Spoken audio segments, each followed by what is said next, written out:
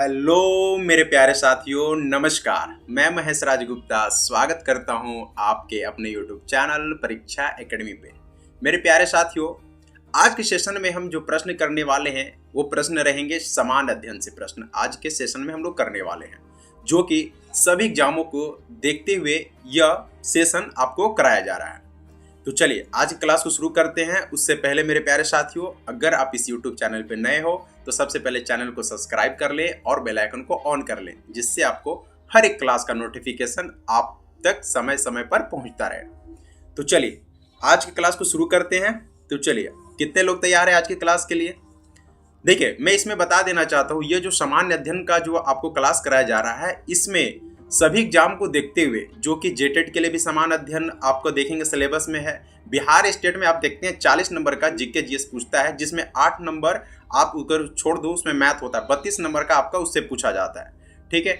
और भी एग्जाम में जितने भी डिफेंस एग्जाम भी होते हैं, वहाँ भी समान अध्ययन के प्रश्न बनते हैं। अगर मैं बात करूं तो टोटल एग्जाम में अगर देखा जाए तो आपका जीके जीएस का महत्वपूर्ण होता ही है, चाहे वो 10 नंबर का हो, 20 नंबर का हो या फिर 30 नंबर का हो, ठीक है। अगर मैं टीचिंग एग्जाम की बात करूं तो लगभग सभी टीचिंग एग्जाम में अब जीके जीएस उसमें करना ही आपको पड़ेगा, ठीक है।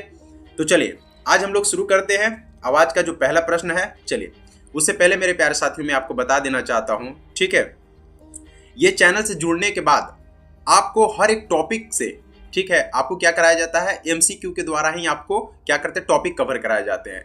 आप देख सकते हैं इस चैनल पे आपको इससे भी आपको क्या मिलेंगे, यहाँ पे टॉपिक बाय टॉपिक एमसीक्यू भी आपको कराए गए हैं, ठीक है। तो चलिए आज क्लास को शुरू करते हैं। चलिए आप लोग अगर तैयार है तो कमेंट करेंगे यस सर, ठीक है। प्रश्न को ध्यान से पढ़ेंगे फिर आंसर करेंगे, कोई भी जल्दीबाजी में आंसर नहीं करेगा, ठीक है।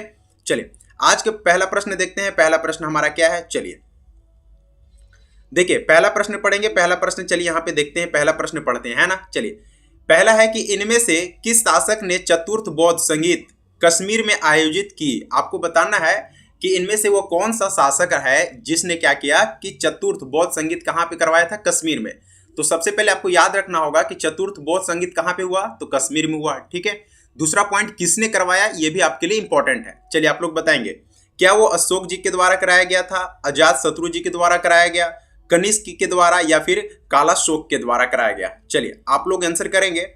बिल्कुल सही है, आप लोग जितने भी ऑप्शन नंबर सी बता रहे हो यानी कि कनिष्क बोल रहे हो, तो आप लोग का बिल्कुल सही है, क्योंकि जो चौथा जो चतुर्थ जो बौद्ध संगीत हुआ था वो कश्मीर में आयोजित किसने करवाया था, तो कनिष्क द्वारा ही क्या कराया गया था, इसको वहां पे कराया गया था, ठीक है। बहुत लोगों का सी आंसर आ रहा है। देखिए आप लोग का जितना भी आप लोग डी कर रहे हो ना, कालाशोक नहीं होगा, वो आप लोग का बिल्कुल गलत आंसर है। ऑप्शन नंबर सी यानी कनिष्क आपका बिल्कुल सही होगा, है ना। अगला प्रश्न देखते हैं। अगला प्रश्न चलिए क्या है, गर्म करने पर एक अर्धचालक का प्रतिरोध। आपको बताना है कि जब किसी अर्धचालक को हम गर्म करते हैं तो उसका प्रतिरोध क्या होता है। क्या ऑप्शन देखेंगे आप, क्या बढ़ता है या घटता है, वही रहता है या फिर इनमें से कोई नहीं। चलिए आप लोग इसका आंसर करेंगे। तो बहुत तेजी से आप लोग का कमेंट आ रहा है, ठीक है, कि घटता है। बिल्कुल सही है ना, बिल्कुल आप लोग सही कर रहे हो। ऑप्शन नंबर बी वाले बिल्कुल सही हो। ऑप्शन नंबर ए वाले जो आप लोग बोल रहे हो बढ़ता है, वो गलत है। पूछ क्या रहा है कि गर्म करने पर एक अर्धचालक जो होता है उसका जो प्रतिरोध होता है ना, वो घटता नहीं है, जो बढ़ता नहीं है, वो क्या होता है, घटता है ना, डिक्रीज होता है, इंक्रीज नहीं होता है, ठीक है। अगला प्रश्न देखिए। अगला प्रश्न क्या है, चलिए ये साइंस का प्रश्न है ना।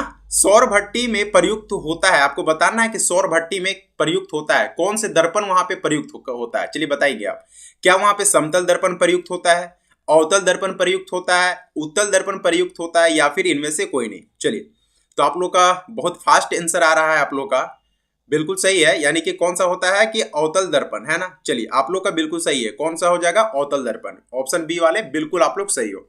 चलिए अगले प्रश्न पे चलिए देखते हैं अगला प्रश्न क्या है। चलिए, महासागर में उचित जल तरंगे कैसे आती है। अब आप लोग ये बताएंगे कि जो सागर होता है उसमें जो उचित जो जल तरंगे आती है ना, वो कैसे आती है। चलिए आप लोग बताएंगे, क्या भूकंप से आता है, सूर्य के द्वारा आता है, तारों से होता है या फिर चंद्रमा से। चलिए आप लोग इसका आंसर करेंगे। तो देखिए जितने भी आप लोग भूकंप वाले बता रहे हो, पहला तो मैं बता देता हूं कि ये ऑप्शन आप लोग बता रहे हो जो ऑप्शन नंबर ए, वो सारे गलत हो, ठीक है। ऑप्शन नंबर डी वाले बिल्कुल सही हो। देखिए सूर्य नहीं होगा यहाँ पे, ठीक है, सूर्य नहीं होगा। ऑप्शन नंबर डी जितने भी कर रहे हो आप लोग, चंद्रमा बिल्कुल सही इसका आंसर हो जाएगा। चलिए अगला प्रश्न देखिए। अगला प्रश्न क्या है, विद्युत धारा किस उपकरण से नापी जाती है? आपको बताना है कि जो विद्युत धारा होता है उसको नापने का कौन सा उपकरण होता है ना, उपकरण पूछ रहा है ना। क्या वोल्ट मीटर से आप नापते हो, एमीटर से नापते हो, तीव्रता से मापते हो, या फिर इनमें से कोई नहीं? चलिए आप लोग इसका सही आंसर करेंगे। तो जैसा कि मैं आप लोग का कमेंट देख पा रहा हूं, आप लोग का कमेंट क्या आ रहा है? ए ऑप्शन ए आ रहा है, हाँ, और बी भी आप लोग कमेंट आ रहा है। तो देखिए आप लोग जितना भी ए और बी वाले जो कमेंट आप कर रहे हो ना, बिल्कुल आप लोग गलत हो, ठीक है। ए और सी वाले गलत हो, बी जिसका भी आ रहा है सही है ना। एमीटर से क्या करते हैं हम? विद्युत धारा का उपकरण को क्या करते हैं? नापते हैं, ठीक, क्या करते हैं? उसको मापते हैं, है ना। चलिए अगला प्रश्न देखिए, अगला प्रश्न क्या है, चलिए देखिए, गति को सर्वप्रथम किसने परिभाषित किया था? आपको बताना है कि जो गति का जो नियम था उसको सर्वप्रथम किसने परिभाषित किया था? चलिए आप लोग बताएंगे। चलिए, क्या केपलर जी के द्वारा किया गया था, न्यूटन जी के द्वारा, टॉलमी जी के द्वारा, या फिर गैलीलियो जी के द्वारा? ये बिल्कुल ही जिसको आप हलवा क्वेश्चन बोल सकते हो, है ना। गति के सर्वप्रथम किसने परिभाषित किया था? ये आपके सभी एग्जामों में पूछे जाते हैं, है ना। तो बिल्कुल है ऑप्शन नंबर डी, आप लोग सही आंसर कर रहे हो, गैलीलियो जी के द्वारा, ठीक है। गति को सर्वप्रथम किसने परिभाषित किया था? तो गैलीलियो जी के द्वारा ही क्या किया गया था? उसको परिभाषित किया गया था। चलिए अगला प्रश्न देखेंगे, अगला प्रश्न क्या है, देखिए यहाँ पे कि निम्न में से सबसे लंबी पर्वत श्रृंखला है, इनमें से आपको बताना है, ठीक है। इनमें से आपको बताना है कि इनमें से सबसे लंबी पर्वत श्रृंखला कौन है? चलिए आप लोग बताएंगे। चलिए जैसे कि आपका मैं कमेंट देख पा रहा हूं, कमेंट आ रहा है सी सी सी, यानी कि हिंदू कोश आप लोग बोल रहे हो, कोई डी भी बोल रहा है ना। यानी कि आप लोग का इसमें मिक्स आंसर आ रहा है, ए भी आ रहा है बहुत लोगों का, बी भी आ रहा है, सी भी आ रहा है, और डी भी आप लोग का आ रहा है, ठीक है। तो देखिए इनमें से जो सबसे लंबी पर्वत श्रृंखला है ना, इनमें से पूछा है ना, तो कौन हो जाएगा हमारा? रॉकी। क्या हो जाएगा? रॉकी हो जाएगा, ठीक है। चलिए अगला प्रश्न देखते हैं, अगला प्रश्न क्या है हमारा, चलिए अंतरराष्ट्रीय दिनांक रेखा खींची जाती है। आपको बताना है कि जो अंतरराष्ट्रीय जो दिनांक रेखा होती है वो कहां से खींची जाती है? क्या अफ्रीका से होकर खींचा जाता है, एशिया से होकर खींचा जाता है, अटलांटिक महासागर से, या फिर प्रशांत महासागर से होकर खींचा जाता है? चलिए आप लोग बताएंगे इसका आंसर क्या होगा। चलिए आप लोग का आंसर देख मैं पा रहा हूं अच्छे से, है ना। सी और डी, यानी कि सी और डी में आप लोग कंफ्यूज हो रहे हैं। अब किसी का ए आ रहा है, आदित्य जी का ए आ रहा है, रोशन जी का भी ए आने लगा। देखिए अंतरराष्ट्रीय दिनांक रेखा पूछा जा रहा है ना, कहां से खींचा जाता है ये पूछा जा रहा है। तो याद रखेंगे आप लोग कहां से, ऑप्शन डी वाले बिल्कुल आप लोग सही हो, प्रशांत महासागर बिल्कुल सही इसका आंसर होगा, है ना। चलिए अगला प्रश्न देखते हैं, अगला प्रश्न क्या है, चलिए विश्व का सबसे शुष्क रेगिस्तान है। चलिए आप लोग तो इसका आंसर कर देंगे फटाक से, चलिए बताएंगे। क्या सहारा है वो, क्या अटाकामा है वो, क्या सोनोराना है, या फिर इनमें से कोई नहीं? चलिए आप लोग इसका सही आंसर करेंगे फटाक से। बिल्कुल सही, ऑप्शन नंबर बी वाले बिल्कुल आप लोग सही है, बहुत आप लोग फास्ट आंसर कर रहे हो, है ना। आज की क्लास में बहुत मजा आ रहा है आप लोग को, है ना। चलिए अगला प्रश्न देखते हैं, अगला प्रश्न क्या है, देखिए किस सभा का अध्यक्ष उसका सदस्य नहीं होता है? मैं आपको ये बता देना चाहता हूं, यहां से पॉलिटी के प्रश्न आपके आ गए हैं, ठीक है, शुरू हो गए हैं, पॉलिटी का प्रश्न शुरू हो गए हैं। पॉलिटी में आप प्रश्न को पढ़ेंगे फिर अच्छे ढंग से उसका आंसर करेंगे, ठीक है। पहले सारे ऑप्शन को पढ़ेंगे फिर उसका आंसर करेंगे, ठीक है। चलिए तो क्या है कि किस सभा का अध्यक्ष उसका सदस्य नहीं होता है? क्या राज्यसभा का सदस्य उसका नहीं होता है, लोकसभा का सदस्य नहीं होता है, या विधानसभा का नहीं होता है, या फिर इनमें से कोई नहीं? चलिए आप लोग इसका सही आंसर करेंगे, ठीक है। इसमें बहुत लोग आप लोग का गलत आंसर आ रहा है ना, ठीक है। कोई विधानसभा बोल रहा है, कोई सी बोल रहा है, तो कोई ए बोल रहा है ना, कोई बी भी बोल रहा है। लोकसभा से, लोकसभा में जो होते हैं वहीं से तो अध्यक्ष चुने जाते हैं ना, लोकसभा का अध्यक्ष कहां से? वहीं से चुना जाता है, उसी में से एक को चुन लिए जाते हैं, ठीक है। राज्यसभा की अगर मैं बात करूं तो इसका अध्यक्ष उसका सदस्य नहीं होता है, क्यों? क्योंकि राज्यसभा का जो अध्यक्ष होता है वो कौन होता है? आप अगर बोलेंगे अध्यक्ष उसका सदस्य नहीं होता है तो राज्यसभा का नहीं होता है, ठीक है। इसका उपराष्ट्रपति क्या होता है? उपराष्ट्रपति उसका होता है, उपाध्यक्ष की अगर बात करेंगे आप, है ना। चलिए अगला प्रश्न देखते हैं। विधानसभा से आपको पता ही होगा, इसमें से चुने जाते हैं, लोकसभा से भी चुने जाते हैं, है ना। चलिए अगला प्रश्न देखिए, अगला प्रश्न क्या हमारा, एक कल्याणकारी राज्य का आदर्श वर्णित है। देखिए ये बीपीएससी टीआरई में पूछा गया प्रश्न है, आपको इसका सही आंसर करना है। चलिए बताएंगे, राज्य के नीति निर्देशक तत्वों में, मौलिक अधिकारों के अध्याय में, संविधान की प्रस्तावना में, या फिर इनमें से कोई नहीं? चलिए आप लोग इसका आंसर करेंगे। पूछा जा रहा है कि एक कल्याणकारी जो राज्य का आदर्श वर्णित है किसमें बताया गया है? क्या राज्य के नीति निर्देशक तत्व में बताया गया है, मौलिक अधिकारों के अध्याय में बताया गया है, या फिर संविधान की प्रस्तावना में बताया गया है, या फिर इनमें से कोई नहीं होगा इसका आंसर? चलिए आप लोग इसका आंसर करेंगे। देखिए जितने भी आप लोग ए कर रहे हो वो तो आप लोग सही हो, ठीक है, क्योंकि कल्याणकारी राज्य की अगर बात किया जाता है तो किसमें किया जाता है? राज्य के नीति निर्देशक तत्व में, ऑप्शन नंबर बी वाले आप लोग गलत हो। मौलिक अधिकारों में ये नहीं बताया गया, ना संविधान की प्रस्तावना में ये चीज के बारे में बताया गया है। ठीक है, कल्याणकारी राज्य की अगर बात करेंगे हम, तो आप याद रखना राज्य के नीति निर्देशक तत्वों में ये क्या बात बताया गया है। ठीक है, वहां पे ये चीज के बारे में बताया गया है। अगला प्रश्न देखिए, अगला प्रश्न क्या है, चलिए पढ़ेंगे अगला प्रश्न। राज्यसभा का सभापति कौन है? आपको पीछे अभी जस्ट बताया है, आप लोग अगर ध्यान से सुने होंगे मेरी बातों को तो आप लोग इसका सही आंसर कर देंगे। चलिए आप लोग बताएंगे, क्या राष्ट्रपति होता है, क्या उपराष्ट्रपति होता है, प्रधानमंत्री होता है, या फिर लोकसभा के अध्यक्ष? चलिए बताएंगे, है ना। क्या होता है? राज्यसभा का जो सभापति होता है कौन होता है? देखिए आप लोग गलती कर बैठे इसमें ना, लोकसभा का अध्यक्ष आप लोग बोल रहे हो, ऑप्शन नंबर डी वाले। बताइए आप लोग का डी कहां से सही हो जाएगा जरा सा, है? लोकसभा का अध्यक्ष, आपको पता है लोकसभा का अध्यक्ष तो होते ही है, लोकसभा से वो चुना जाता है ना। राज्यसभा का सभापति पूछा जा रहा है, जो मैंने आपको पीछे बताया था। उपराष्ट्रपति, राष्ट्रपति या उपराष्ट्रपति में से अगर आप लोग कंफ्यूज होते तो ये बात समझ में आती, लेकिन आप लोग कंफ्यूज हो रहे हो कि लोकसभा के अध्यक्ष। बताइए ये राज्यसभा का अध्यक्ष कहां से हो जाए, सभापति कहां से हो जाएगा? तो राज्यसभा का सभापति होता है जी, बिल्कुल राजन जी का बिल्कुल सही आंसर आ रहा है, अमृत जी का भी बिल्कुल सही आंसर आ रहा है, खुशबू का ऑप्शन नंबर बी बिल्कुल सही है, यानी कि उपराष्ट्रपति होता है। जो राज्यसभा का जो सभापति होता है वो उपराष्ट्रपति होता है। ठीक है, चलिए अगला प्रश्न देखिए, अगला प्रश्न क्या है आपका, चलिए देखेंगे अगला प्रश्न, देखेंगे क्या है। भारतीय राष्ट्रीय कांग्रेस का प्रथम मुस्लिम प्रेसिडेंट था, आपको बताना है। ठीक है, ये भारतीय राष्ट्रीय आंदोलन से प्रश्न लिया गया है। ठीक है, चलिए भारतीय राष्ट्रीय कांग्रेस का प्रथम मुस्लिम प्रेसिडेंट था, कौन था? चलिए बताएंगे आप लोग। क्या अबुल कलाम आजाद जी थे, M.A. अंसारी जी थे, या फिर बदरुद्दीन तैयब जी थे, या फिर इनमें से कोई नहीं? चलिए आप लोग इसका आंसर करेंगे। चलिए बताइएगा कि भारतीय राष्ट्रीय कांग्रेस का प्रथम मुस्लिम अध्यक्ष या फिर प्रेसिडेंट कौन था। ठीक है, चलिए बताइएगा आप लोग।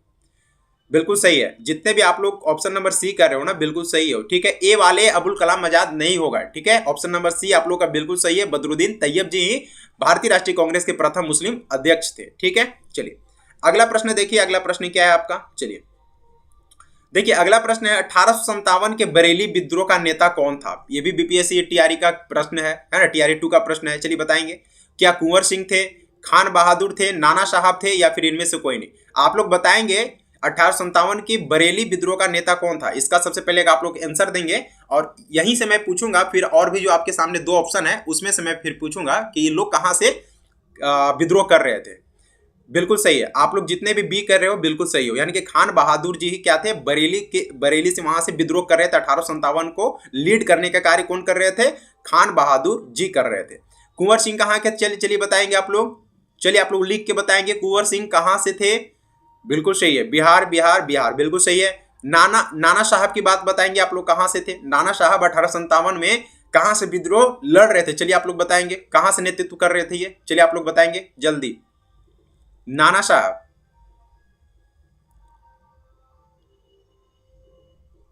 बताइए। बिल्कुल सही, कानपुर वाले शाही लक्ष्मी रानी लक्ष्मीबाई ना वहां से कर रही थी, झांसी से। चलिए ठीक है, अगला प्रश्न देखते हैं, अगला प्रश्न क्या है। चलिए अगला प्रश्न पढ़िए, देखिए किसने नारा दिया मानव के लिए एक धर्म, एक जाति व एक ईश्वर? ये पूछा जा रहा है, ये इनका एक नारा था कि मानव के लिए एक धर्म होना चाहिए, एक जाति होनी चाहिए और एक ईश्वर होना चाहिए। ठीक है, इनका ऐसा मानना था। कौन थे? क्या वो ज्योतिबा फूले जी थे, महात्मा गांधी जी थे? ठीक है, महात्मा गांधी, श्री नारायण गुरु जी थे, या फिर इनमें से कोई नहीं? चलिए आप लोग इसका सही आंसर करेंगे, मैं ऐसा आप लोग से उम्मीद करता हूं, है ना। चलिए आप लोग बताएंगे। नहीं, देखिए मैं सबसे पहले देख पा रहा हूं प्रियंका जी का आंसर गलत है, बिल्कुल। तो देखिए यहाँ पे आप लोग जो भी बता रहे हो ए बी सी, आप लोग का पूरा मिक्स आ रहा है आंसर, है ना।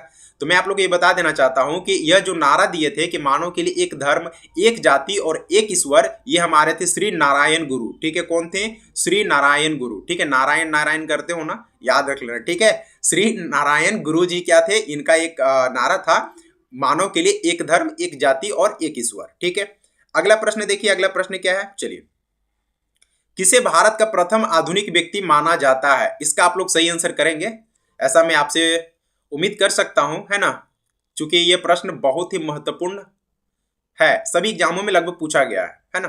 क्या नाना साहब को बोला जाता है, स्वामी विवेकानंद जी को बोला जाता है, राजा राम मोहन राय जी को बोला जाता है, या फिर इनमें से कोई नहीं? चलिए आप लोग इसका आंसर करेंगे। पूछा रहा है कि भारत का प्रथम आधुनिक व्यक्ति किसे माना जाता है? नाना साहब को, स्वामी विवेकानंद नंद स्वामी जी को, या फिर राजा राम मोहन राय जी को, या फिर इनमें से कोई नहीं। लेकिन पूछ रहा है तो आपको बताना ही होगा। चलिए, बिल्कुल सही है। जितने आप लोग ए कर रहे हो ना, आप लोग तो सबसे पहले क्या हो, गलत हो। बी वाले भी गलत हो, ठीक है। अब आता है सी और डी, है ना। तो जितने भी आप लोग सी कर रहे हो आप लोग का सही है ना। राजा राम मोहन राय जी को ही आधुनिक व्यक्ति यानी कि प्रथम आधुनिक व्यक्ति माना जाता है भारत का, ठीक है। चलिए अगला प्रश्न देखते हैं। अगला प्रश्न क्या है, चलिए। वहाबी आंदोलन का मुख्य केंद्र था क्या? पटना था, लखनऊ था, मुंबई था, या फिर इनमें से कोई नहीं। चलिए इसका आंसर हम आपका देखेंगे कि आप लोग क्या आंसर इसका कर रहे हैं। फटाक से चलिए इसका आंसर करेंगे। वहाबी आंदोलन का मुख्य केंद्र कहां था, चलिए बताएंगे। तो देखिए इसका जो बिल्कुल सही है जी। लखनऊ आप लोग कहां से बोल रहे हो? लखनऊ, इसमें आप लोग का लखनऊ कहां से हो जाएगा जी? वहाबी आंदोलन पूछ रहा है ना, तो ये पटना से हो जाएगा ना। बिल्कुल सही है, पटना वाले बिल्कुल सही हो, यानी कि ऑप्शन नंबर ए वाले आप लोग बिल्कुल सही हो। अगला प्रश्न देखिए। अगला प्रश्न क्या है आपका, चलिए। महाराष्ट्र का सुकरात किसे कहा जाता है? आप लोगों को बताना है कि महाराष्ट्र का सुकरात किसे कहा जाता है। क्या बाल गंगाधर तिलक को कहते हैं, स्वामी दयानंद सरस्वती जी को कहते हैं, फिरोज शाह मेहता जी को कहते हैं, या फिर महादेव गोविंद रानाडे जी को कहते हैं? चलिए आप लोग बताएंगे इसका आंसर। बिल्कुल सही है, आप लोग का बिल्कुल सही आंसर आ रहा है। देखिए डी वाले तो बिल्कुल सही आंसर हो, लेकिन जितने भी आप लोग जो बोल रहे हो ना फिरोज शाह मेहता को नहीं बोलते हैं। आप लोग का ध्यान कहाँ है? पूछ रहा है महाराष्ट्र का सुकरात किसे कहा जाता है, तो वो बोला जाता है महादेव गोविंद रानाडे को बोला जाता है ना, है ना। चलिए अगला प्रश्न देखिए। अगला प्रश्न क्या है, अस्थाई बंदोबस्त किसके साथ किया गया? ठीक है, ये पूछा जा रहा है, इंपॉर्टेंट प्रश्न है कि जो अस्थाई बंदोबस्त करते थे, है ना, वो किसके साथ करते थे? क्या किसानों के साथ करते थे, ग्रामीण समुदाय के साथ करते थे, जमींदारों के साथ करते थे, या फिर इनमें से कोई नहीं? तो आप सभी लोगों को पता होगा कि अस्थाई बंदोबस्त किसके साथ करते थे। बिल्कुल सही आप लोग का आंसर आ रहा है, ऑप्शन नंबर सी, यानी कि जमींदारों के साथ। किसके साथ? जमींदारों के साथ में ये अस्थाई बंदोबस्त किया जाता था, ठीक है। अगला प्रश्न देखिए। अगला प्रश्न क्या है, चलिए आपका अंतिम प्रश्न है। चलिए देखिए क्या है। देखिए ये इंपॉर्टेंट बुक है, ठीक है, पुस्तक है, इसको बताना है किसने लिखा। चलिए कृता, ठीक है, क्या है? कृतार्जुनी, ठीक है, पुस्तक किसने लिखा? आप लोग बताना है कृतार्जुनी पुस्तक किसने लिखा। चलिए आप लोग बताइए। क्या भट्टी जी द्वारा लिखा गया, शूद्रक जी के द्वारा लिखा गया, कालिदास जी के द्वारा, या फिर भारवी जी के द्वारा? ये भी प्रश्न पूछा गया है बीपीएससी टीआरई में, है ना। चलिए आप लोग कालिदास आंसर कर रहे हो, ऑप्शन नंबर सी और ऑप्शन नंबर डी में बहुत ज्यादा आप लोग का आंसर आ रहा है। सी और डी आप लोग का आंसर आ रहा है। तो देखिए जितने भी आप लोग सी कर रहे हो उन लोग क्या हो जाओगे, गलत, है ना। और जितने भी आप लोग डी कर रहे हो वो क्या हो जाओगे, बिल्कुल सही हो जाओगे, ठीक है। यह पुस्तक इंपॉर्टेंट है, आप लोग याद रखेंगे, ठीक है। तो चलिए आज की क्लास को हम लोग यहीं पे समाप्त करते हैं, ठीक है। आज की क्लास कैसा लगा आप लोग जरूर कमेंट बॉक्स में कमेंट करेंगे, और अगर ये वीडियो आपको अच्छा लगा हो तो लाइक जरूर करेंगे। और अगर आप इस YouTube चैनल पे नए हो तो सबसे पहले चैनल को सब्सक्राइब कर लेंगे और बेल आइकन को ऑन कर लेंगे, जिससे आपको क्या होगा, हर एक क्लास का नोटिफिकेशन समय समय पे मिलता रहेगा, ठीक है। चलिए तो फिर मिलते हैं अगले वीडियो में, तब तक के लिए आप लोग पढ़ते रहिए, हंसते रहिए, मुस्कुराते रहिए, ठीक है। चलिए धन्यवाद।